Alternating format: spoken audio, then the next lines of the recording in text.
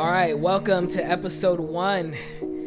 My name is Adam Cruz, and I'm here with Antonio Reyes. Yes, I'm so excited. We're starting our first podcast ever. Yep. Yeah.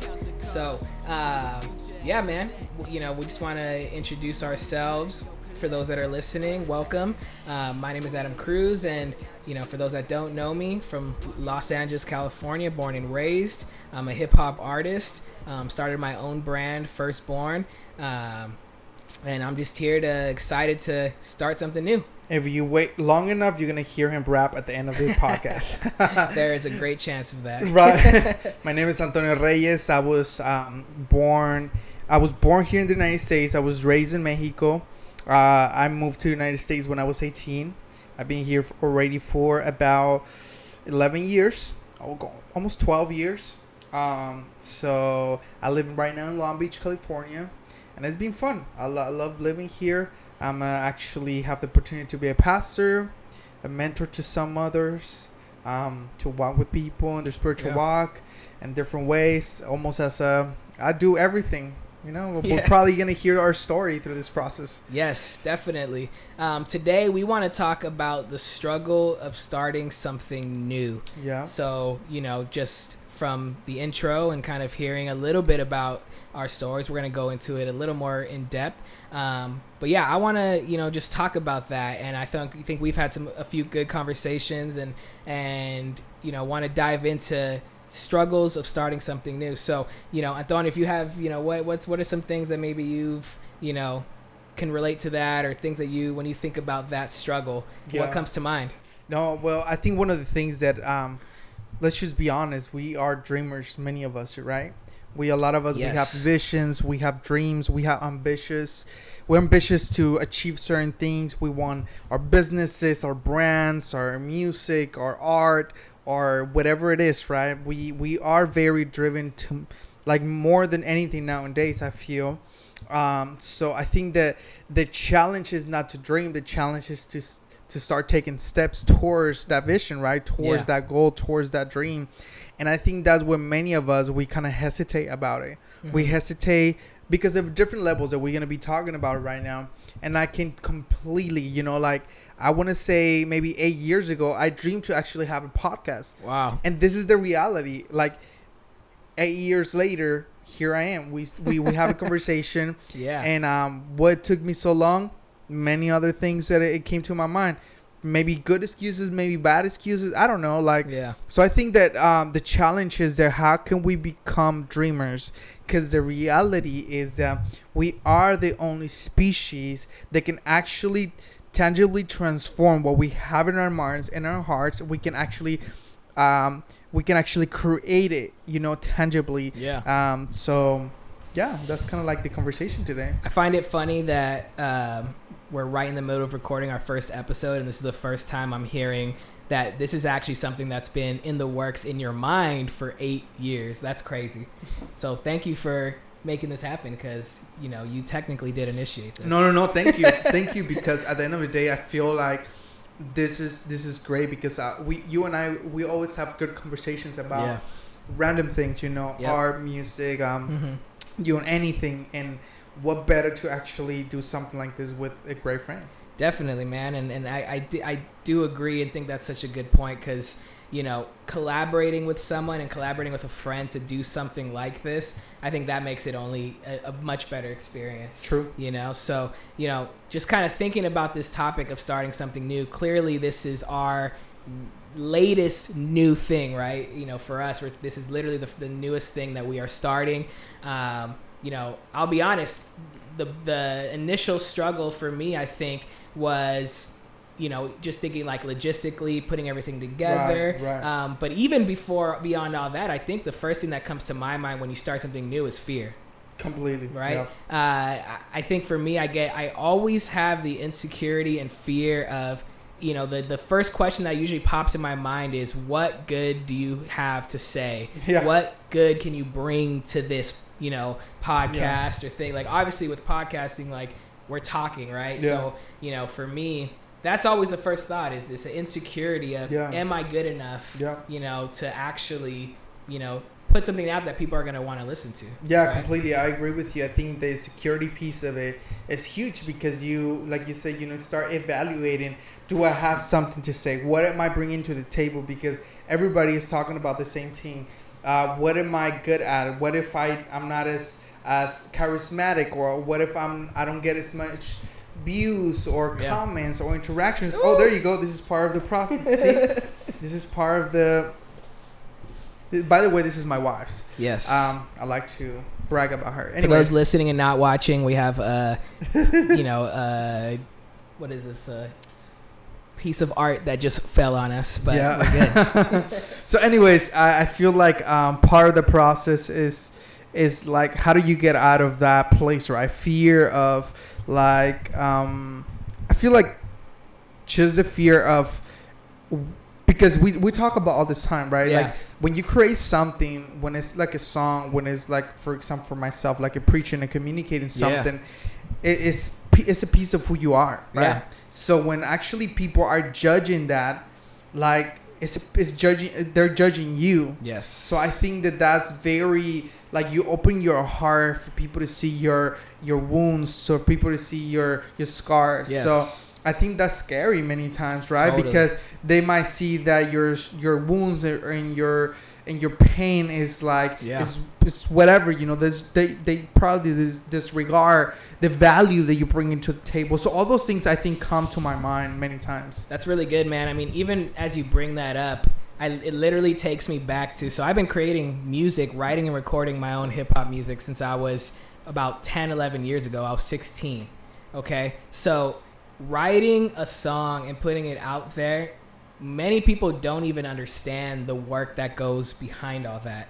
And you're exactly right. Like for me personally, like, I'll probably share a lot of my story and who I am, but a lot of my battles in life have always been internal. They've always been mental. They've always been struggling with insecurities and fears and things like that. So getting to write music has always been a creative outlet for me, but it's a very revealing and vulnerable place. Yeah. And when you're starting something new, so I've been doing it for that long, but about 4 years ago, I have a twin brother, and we started creating music together. And 2016 is when he actually stopped doing music, and I had a choice to either stop or do it on my own. Yeah. And making that choice of saying, hey, I'm used to being on stage or on a song with one other person. Now it's just going to be me. Yeah. There was a lot of fear behind it, a lot of insecurity. Are people going to even want to care to listen? Yeah. And that was definitely a pivotal moment for me, because I had to make a choice of, hey, is this something that, I really feel like God is calling me towards, or that I feel is going to really be a blessing and a benefit, and that I'm going to see growth in, because ultimately I think as a creative, and when you're starting something new, you want to see growth. I mean, that's a big part of it. Yeah. I think the way, like you said, the biggest battle is in our mind and in our hearts. We create conversations that are not there. We create scenarios that are not there. Yeah. We create this illusions, right, of like people thinking about our art, right, what we create. So if we start something, I think the struggle is, how do we get rid of those conversations? How do we get rid of all those negative voices? How do we get rid of our own selves? Yeah. To actually take steps forward. But I want to say there's other piece of it that I think is a very important thing, which is we compare ourselves a lot to other people, right? So the hard thing to actually start something is that because we live in such a place in time in humanity where we can actually see what everybody's doing, I think that we can be inspired, but many times we compare ourselves and we're like, well, we're not as creative as them. We don't have the gift that they have. We don't have the creativity that they have. We don't have the charisma that person has. So we start evaluating everything, and that costs us, and we push back, right? To say, see, but if I create something, it's not going to be as good as them, right? Yeah. I think many times I remember trying to start something. I even bought the equipment. I had already the equipment, remember? Yeah. Before I bought a camera, like before this camera, I bought another camera. Yeah. I was going hard. And the fact that I would compare myself to other friends or other people that I was like, but it's not as good as like the production, the creativity, the conversation. It's not as good. So that stopped me completely. Totally. Totally, man. And I want to go back to kind of something you said in the beginning, is this idea of getting out of this kind of like dreamer mode mentality, right? Because I think that a lot of the times that's where we end up, is we have this thing that we want to start, and we're dreaming. And I know you and I are dreamers. Like, we have big dreams, futures. You know, as a kid, my first big dream was I wanted to be in the NFL. You know, God shut that door pretty quick because I was too short, not skilled enough. And, you know, wasn't gonna happen. But I think that's where a lot of people stop, especially as you bring up the comparison piece, because we're comparing ourselves to people who have probably put in the work, put in the time, or even if they're just completely talented and we don't have that kind of talent, we might feel, and we have all these dreams, but we don't feel like we can get ourselves to that place. But I think that's also exactly where we miss it, though, because one thing that I've learned from so many years and time of doing things is that we try to compare, and we try to compare based off skill. We try to compare based off, like you said, like, can I speak that way? Can I do it like them? Yeah. But the reality is, I think that where I have come to a place of really being grateful for myself as a creative is, you know what? I'm not going to compare myself to this person because I'm not that person. Right. And I think a lot of people miss is what makes them doing and creating something special is what they bring into it and who they are. Yep. And I know for me, that's what I always remind myself whenever I write a new song, whenever I, put a new piece of merchandise out with my brand, with my clothing brand, is always like, this is what I feel in my heart to do. This is what I feel looks dope or sounds good. And as long as I'm happy with it, then I allow the world to judge it and do what they want. But that's where I believe a lot of people stop, is they don't see themselves as really being the main piece of what makes something special when they start something and create something. Yeah, no. I think that's a great point, because, man, when I think about it, there's always gonna be someone, quote unquote, better than you, right? Yeah. There's always gonna be like someone that is more skilled, have better ideas. But you and I know that talent can just take you so far, right? Yeah. And the reality is that many times what makes the difference is the consistency and the commitment of a person to actually do something. Because you can be super talented, but you can collapse. Yeah. And longevity, right? Yes. So good. I think that I can see that in like playing sports.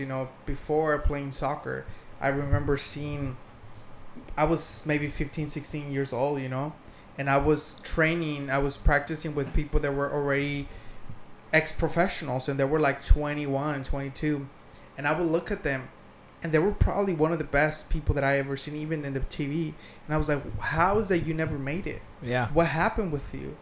And the story was always the same. Well, I would drink a lot. My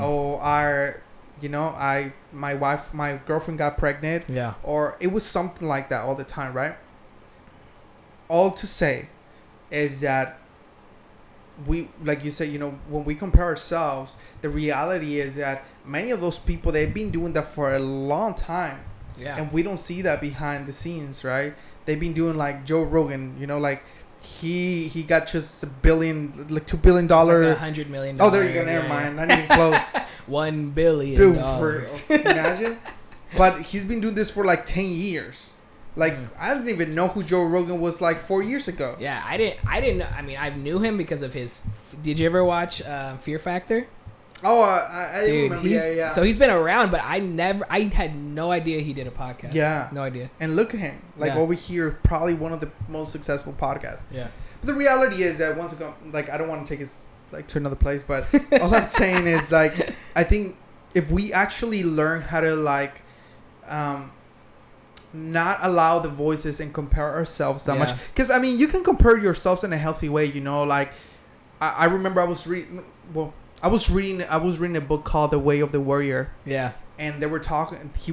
The author was talking. Edward McManus was talking about how if you're gonna compare yourself with someone, or are you gonna compete with someone, compete with yourself. Yes. Like to be better than yourself. 1000%. Because if you're trying to compete with someone else, it's like, like I don't think that's fair, you know.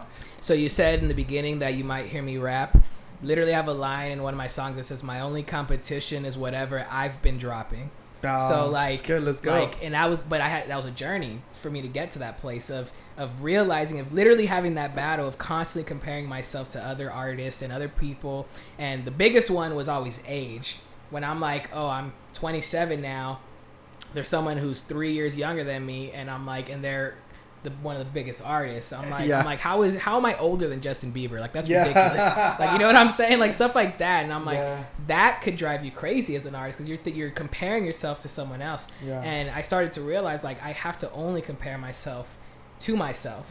Because that is where you start to find this place of, when you start something, is you're able to create benchmarks for yourself and say, okay, well, you know, I may not be quote unquote where this person is at, but comparing myself to where I was 6 months ago, comparing to myself to where I was a year ago, have I improved? And that was a big piece for me. Like I said, like is if I'm going to choose to invest into an art or something like this, I need to see growth. Because if there is no growth there, then, you know, it's something that I'm investing in that may be something in my life that's dead. And I have to make the decision of, am I going to cut it or am I going to pivot? Yeah, I think that's so key, because when you think about, I mean, working for a church, right? Being around, I work for also a college, you know, and seeing a lot of young people looking for opportunities. I remember one time I was talking to a mentor, right? And not even talking, it was kind of like a preaching. And I remember this just changed the way I was perceiving this. Many times, a lot of young people, we look for opportunities where there's needs. But that's not a good way to evaluate that opportunity, because you can cover the need, but there's no growth in that place. It has to be both of them. It has to be a need and a place to grow. Because if there's a need and you fulfill the need, but you're not growing, so what is the whole point of it, right? But if there's a need and there's place for you to grow, that's a good place to be.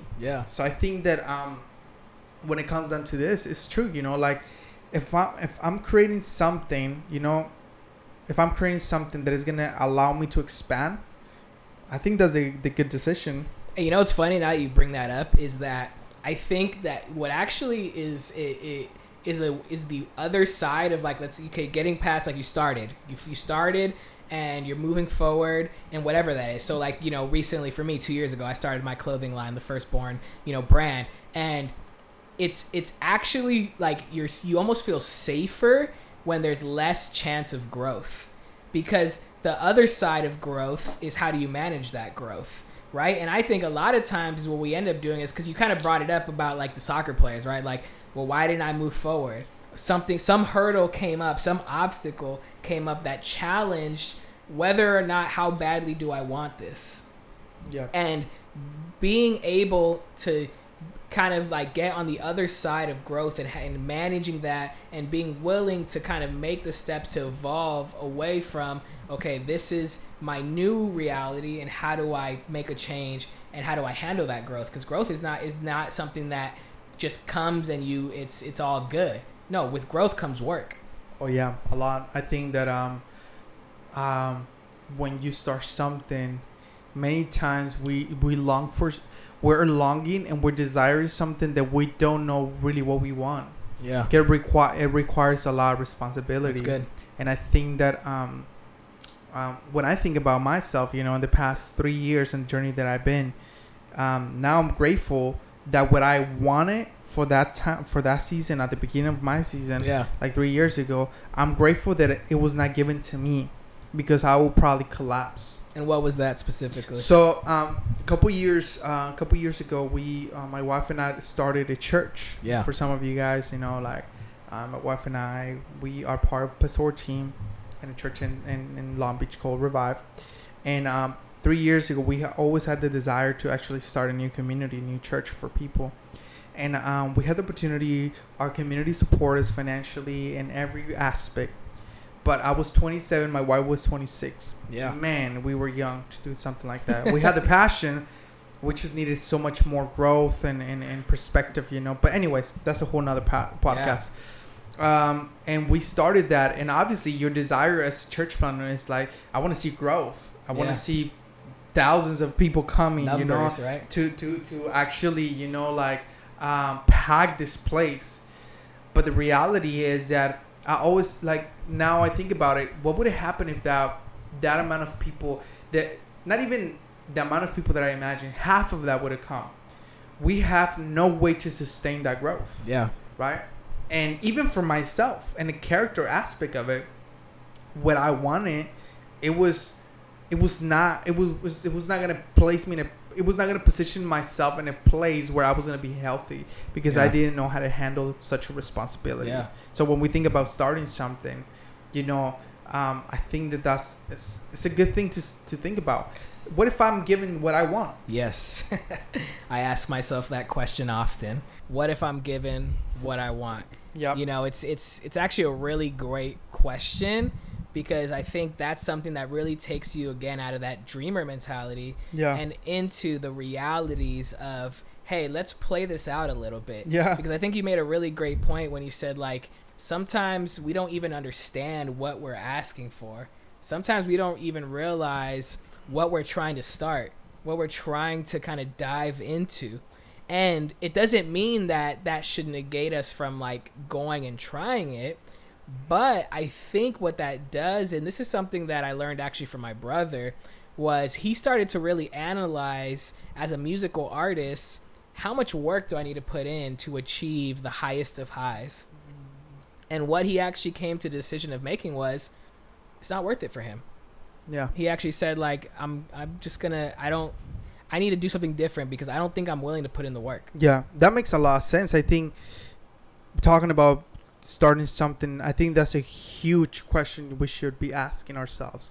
Am I willing to put the necessary commitment and work that this requires? Because if we're not, like, we have to create the scenarios, right? I think one of the challenges that I always had with is starting our community, right, was that many times our volunteers, they have the mindset of, like, well, what are we doing this if we don't have this X amount of people? That's not the point. The point is that you start thinking and working like you do have it, right? And when you start having that mentality, the moment they come your way, you don't have to change your mindset. You already have it. You're already working, right? So if you trying to start something and you ask yourself, okay, I already play it out for my life. This is gonna happen. This is gonna happen. This is gonna happen, right? I'm gonna progress. This is gonna actually flourish. So the question now is, am I willing to put the necessary work that this requires? Yeah. Like, I think that's like a huge personal responsibility. I think that we always have to assess, and you brought it up earlier as well, is if I get into this place of starting something, am I jeopardizing my own personal health?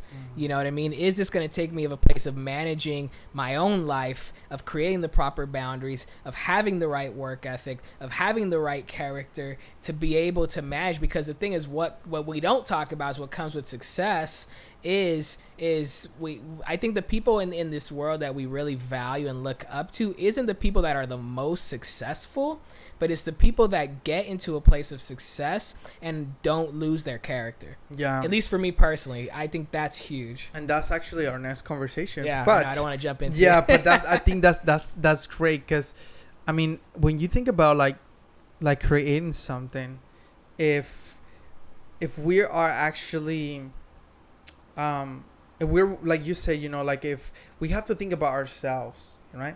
And I think the misconception that always comes is that if I'm doing what I love, I'm gonna enjoy the whole time. And that's good. So out of the equation sometimes, right? Yeah. Actually, is the opposite sometimes.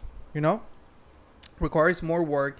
because you value it so much. You tend to be more perfectionist about it, and that's a whole nother thing. You're right. Yeah. So it brings a lot of other aspects that you don't think. If I'm doing what I love, it doesn't mean you're gonna enjoy it the whole time. Actually, Nope. Sometimes you're gonna be in a very dark places because of this thing that you're trying to create. So I think that when we think about it's a necessary conversation about what comes with starting something, right? Yeah. Even if I love it, Yeah. like what is the responsibilities, what is the challenges, what is all those things that come with actually starting something. And we need to be honest with ourselves. Am I willing to put myself through that? If you're already married, am I willing to put my wife through it? If you already have kids, am I willing to put my kids through that? Right? It's not. We're not trying to be pessimistic. I think we really want us to evaluate the dreams that we have. Yes, I think, and yeah, it's definitely not, a negative or pessimistic way of looking at it, because you have to. I think when you're starting something, have to live in reality, okay, of where you're at today and where do you want to go.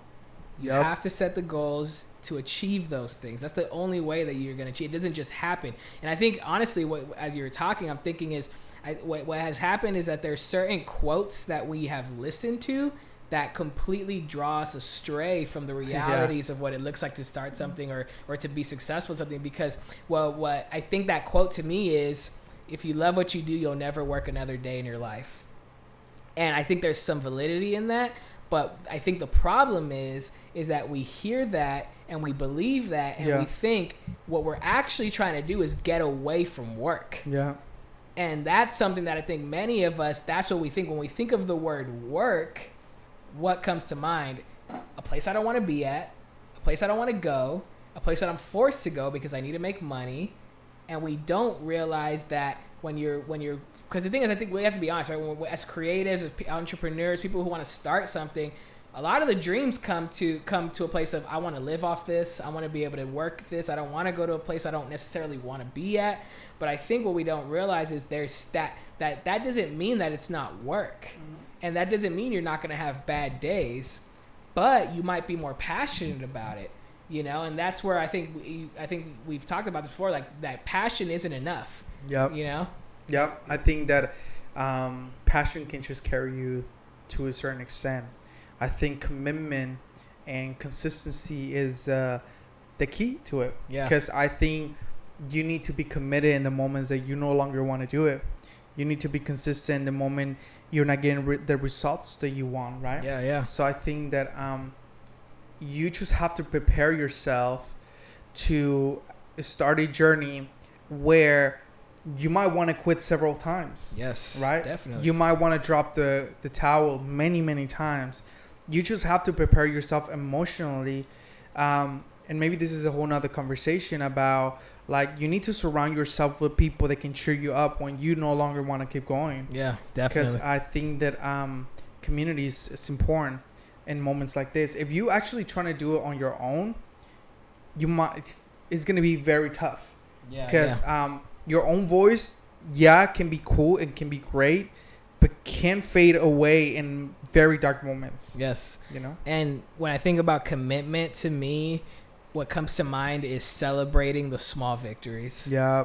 Because you're right. I mean, there's so many days where you're thinking, like, is this worth it? Like, man, like, where do I get that drive again? Where do I get the willingness? It's like, for me, like, this year I started kind of a much more intentional fitness journey, investing into my fitness, trying to get, back into the best shape of my life. And, you have to celebrate the 1 to 2 pounds lost. Yep. You can't be so obsessed with losing 20, 30 pounds, but every time you lose a pound or two, you're not happy. Yeah. And you can't think that way when you're trying to achieve a goal. And I think when it comes to starting something new, that's huge. Yeah. Start celebrating those small victories, and also, like you said, community. I think for me, when it came to this clothing brand that I started, and this brand is, I find a lot of joy when I know the people closest to me are supportive of what I'm doing. Because I think that's something where if the people around me can't even see the vision, then that's where, to me, I question, okay, is this just something that's in my head, because I never want to be the guy that's like starting something and forcing somebody to like it. Yeah. That goes contrary to at least who I am as a person, you know? Yeah. No, I get you. I think that when we talk about like this idea, you know, I think we have to evaluate, you know, we need voices in our lives to help us evaluate, am I taking also the right decision? Yeah. Is this worth it? Like, for example, talk about the podcast. I feel like if I would have started this podcast 8 years ago, maybe it would be great, but also the wisdom that I might bring nowadays and the experience that I have now is so much more valuable. But at the same time, the reason why we actually jump into it is because we have people around us, mentors, our wives, friends, that kind of encourage us like, man, what you guys have to bring to the table, you know, is valuable. So I think that encourages to say, hey, we might have something to say. We might have a different perspective. We might bring some wisdom into certain topics. So I think that that's super key. Like, if you have no voices around you, and if you want to go on your own, like, it's a tough one. No, and it's funny because that's actually something, and it's, as we're talking about this, like, I'm literally thinking about, this is stuff that like I still go through and stuff that I'm learning, you know, as we've been going. That's something that's really been key for me lately, is like, I ask my wife, hey, what do you think about this idea? Totally. What do you think about this name for, you know, the podcast or whatever, since we don't have one yet? You know, what do you think about these things? And before I would get very like just recluse and kind of hold these ideas and thoughts in my head, and kind of, because, you know, there's always the thoughts of like, like, I don't want to throw that out there. And we've talked about this, is like, you know, as a creative, it's very sensitive, right? And I've actually told my wife, like, hey, when I show you something, I need you to be sensitive, because this is in the works. It's a work in progress. And it's raw. Yeah, it's raw. It's exactly. And so, like, you know, if the world's going to judge it, I need to make sure the closest people around me understand that, hey, I'm going to you because I trust you, and because I need your opinion and your advice. But that opinion and advice means so much, because even if the world hates it, but I have people around me that I trust their opinion, I trust what they think. And to be honest, it could go vice versa. If I love an idea and she doesn't necessarily love it, I might still go with it. But if I'm not sure and she might push back or give something else, then that gives me really good feedback. And feedback, I think, with the right people and mentors is huge. Totally. I think that you say something so key. I don't think it's even about asking for permission. It's just asking for, there's some ideas, like my wife, you know, as well as your wife, you know, they're wise beyond us many times. Amen. And I think I trust her so much with my ideas, that I know that when there's something really off, she lets me know. When there's something that she don't understand, she lets me know, like, I don't know, this is not me. But when there's something very off to it, I trust her with that, you know? Like, I think she catches those things. But when there's something like, oh, it's Tony's idea, this is Tony dreaming about it, I might not understand it, but it might work. So I appreciate that, even with mentors, you know? And that, I think that's something that we lack many times. I think that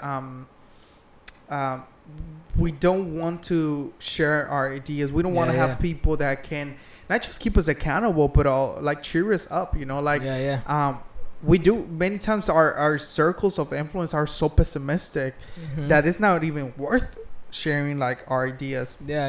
So you need to share. You need to be surrounded with healthy people. And I don't know how we went from, like, starting something to community, but I think that's important. That's an important piece. No, I mean, you know, there's so many examples of people who have started something new and done well in that. There's very few examples of people who have done that on their own. Yes. You know? And do you know the name of this guy who owns the Dallas Mavericks? Yeah. What's his name? The CEO, the really... Yeah, he's in Shark Tank. Yeah, I know exactly. I forget his name. It's not Warren Buffett. That's the old guy. Yeah. I don't know his name, but I know exactly what you're talking about. So, anyways, I was listening to an interview with him, And they were talking about Mark Cuban.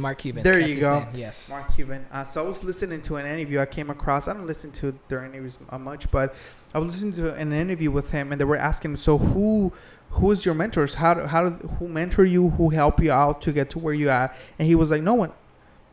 And the person who was interviewing him, he was like, so you're saying that there's no one really to kind of like saw your potential and say, hey, I want to help you get, or you never reach out to anyone?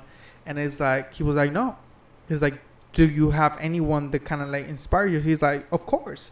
But I never really call anyone to tell them, hey, can you actually mentor me because I want to do this? And when I was listening to that, I was like, that's great for him. Yeah. But that's like 1 in a million. Yeah. You know, like, and people take that idea, that example, and say, see, I don't need no one. Yeah. And it's like, well, I think most of the people that you know, they always come from people that have mentored them and have walked with people. Yeah. They have like teach them like more and expand them and challenge them. But like someone like him is like, that's great for him. But that's not our story, at least for us. Yeah. Now it's funny because I'll give a hip hop example. So there's an artist named Russ.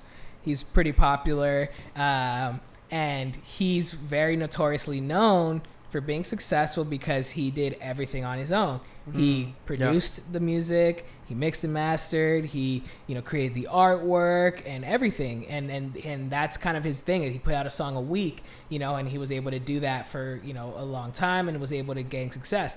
And again, I think you're exactly right. Like, we go to those types of examples and we think, oh, see, we have to do it like them. Like, he saved so much money. Yeah. You're just not working hard enough. Yeah. And I'm actually the opposite. Like, I always tell people is I find so much value in collaboration. Yep. I'm more than okay saying, I'm going to pay you to do this, my friend who's a great graphic designer, or my friend who, is a great producer. I have no problem paying them to do what they do best. Yeah. And in return, so good. We create a product that is great, not because of only me. Yeah. I put my piece and my part, and I do work hard at that. But I actually find a lot of joy finding people who are great at what they do and helping me create something. I think that's so key because, I mean, what we're not saying is that it's impossible. No, totally. Like, if someone actually do it, like, that's great for you. Like, go for it. More power to you. Yeah.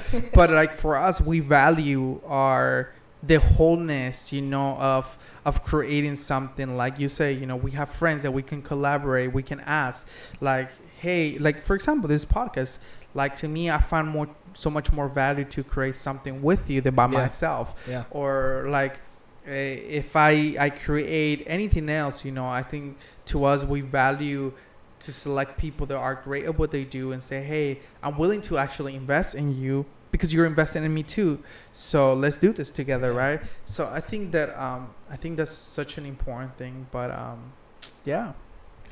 Well, as we're kind of wrapping this conversation up, is there any last thoughts or final words or anything that you think to kind of just any final comments? Yeah, I think one of the last ones is that sometimes I feel like, and you can speak into this too, many times when we are actually trying to create something, we are chasing the new thing, the unique thing, the peculiar thing, right? And I was reading this. I don't even think it was a book. Or maybe it was a book. Her name is Alicia. Yeah. Alicia was sharing with us one time, and she was saying, because we're chasing this new thing, we're chasing to be unique, we're chasing to be peculiar, right? Like unique, right? She's like, she had this thought, and she's like, we are gloriously unique. Gloriously uniquely common or something? Something like that. Yeah, so gloriously common or something like that. Yeah. And I messed up the quote. But anyways, the idea is that I think that we need to be okay with, we might not bring something new to the table, but we bring ourselves to the table, which is, that's already unique to it, right? Like you were saying, like, if I'm bringing myself into it, if I'm creating a song, if I'm creating an art, if I'm creating this podcast, if I'm creating a business, it might not be the only one, but it might be very unique because I'm bringing my essence to it. Yeah. And your essence is unique, right? So I think that, let's try to walk away from this idea. It's like, it's just unique. And maybe it is. Maybe it's not. Yeah. But if it's not, let's not get frustrated with this idea of like, see, that's the reason why I can't bring it, because everybody's doing it. Yeah. And that's something that I struggle a lot. That's good, man. And, it's funny because I think a lot of it has to do with ego. You know, and honestly, I think we could probably do a whole podcast on ego. Ego. But I think deep down, there's a lot of ego that comes into that, because we want to feel, that we have created something that's amazing, that's unique. But I think also, and, shout out to those that love to hate, the haters, people get very insecure or you could see their ego and pride, because when someone starts something new and they want to shut it down, when they want to talk down on it, I think there's an ego issue there, because they're trying to basically see what you're doing, and they might get insecure in themselves for whatever reason, because you're doing something they wanted to do that they didn't have the confidence to do, or maybe they're doing it great and they don't want you to be competition now, anything like that, or there's just people who just love to hate, whatever, and I think we always have to be mindful of that, of our own ego and the egos of others, to not allow that to be our downfall or stop us from achieving something that we feel that we want to do, So I think that's really great, man. I think that's a good point to kind of end on, close on. So, if you found any of this valuable, like, comment, subscribe, just share this podcast with a friend. We want to do more talks and more conversations. If you have any ideas about topics that you want us to talk, please share it with us. We will love to maybe touch on those topics. Thank you so much for coming with us in this journey, and hopefully for many, many more. Let's do this. Yeah, let's keep it going. Episode 1. Woo! Done. Every problem that I found, but I see dreams that's in my reach, so no, ain't no slowing down, no. We collect everything that's a threat. We was blessed from the jump, no regret. Shouts to God, we ain't never getting left. Risk it all, see my family never stress.